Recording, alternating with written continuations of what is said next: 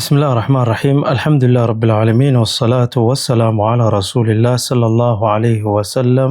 ثم ما بعد، بلين السلام عليكم ورحمة الله وبركاته. هوني درسي خين يغرتي 40 حديثا في الصيام.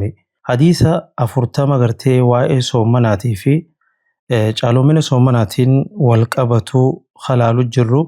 الحديث الثاني حديثة لما فعلا عن أبي هريرة رضي الله عنه قال: قال رسول الله صلى الله عليه وسلم: لا تقدموا رمضان بصوم يوم ولا يومين إلا رجل كان يصوم صوما فليصمه. رواه البخاري ومسلم. حديث خنا أبان هريرة إرقام ربي عليه الصلاة والسلام قباسي أكن ننجا: لا تقدموا رمضان هندرسنا بصوم يوم ولا يومين. guyyaa gartee yeroo seenuuf ramadaanni guyyaan tokko hafe takkaahuu guyyaan lama hafe dursitanii soomana hin jalqabinaa. Guyyootii gartee dhuma shacbaanaa hoganii fi shacbaanni yoomu shakki dhume moo hin dhumne jaanii namni irratti wal qabu san gartee guyyaa san soomanuun akka shari'aa teenyatti nabiin ni dhorka hadiisa kanaan. Illaa rajulu yoo ta'e malee gurbaa kaana yasuumu soomana duraanumaa gartee soomanuu aadaaf qabu.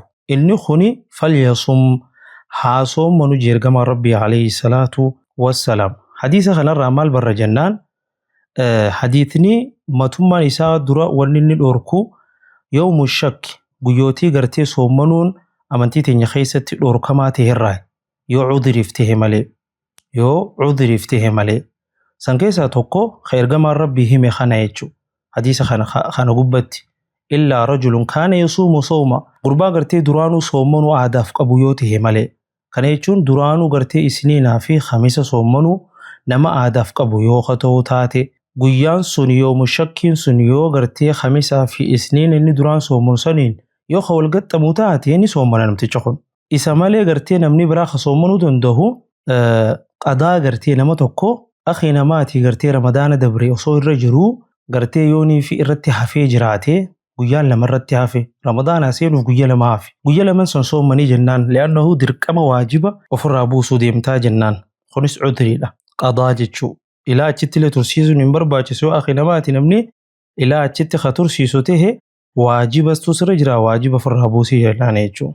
Cudriin biraa nama tokko gartee nadhirii kaseenee jiru akhi namaati baatii guyyaa akka arraa yaa rabbi wallaahi siifin soomana yoo gartee waan akkanaa naa goote jee rabbiif kakakatu taate guyyaan inni gartee rabbiif nadhirii qodhaa godhe sun yoo guyyaa kanarra wal dhufu taate namni kunillee ni soomanaa jaan.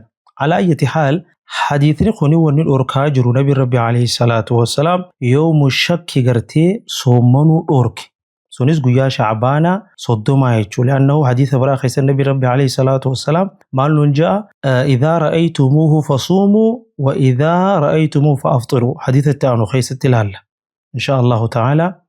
Yooni fi ji'a arkee namni soomana jalqabaa jechuudha. Yoo arkuu dhabee guyyaan sun irra wal qabee akkuma gartee biyyootii garii keessatti arraan tana jiini shaabaanaa dhume jaanii soomana jalqabanii gariin immoo hin dhumne jaanii guyyaa 30ffaa san gartee itti fufataa jechuudha. Guyyaan suni guyyaa akka shari'aa teenyatti yoomu shakk soomanuun dhorkaadhaa.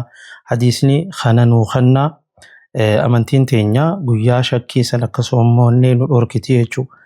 insha Allahu ta'ala hadiisni lammaffaa kana fakkaata.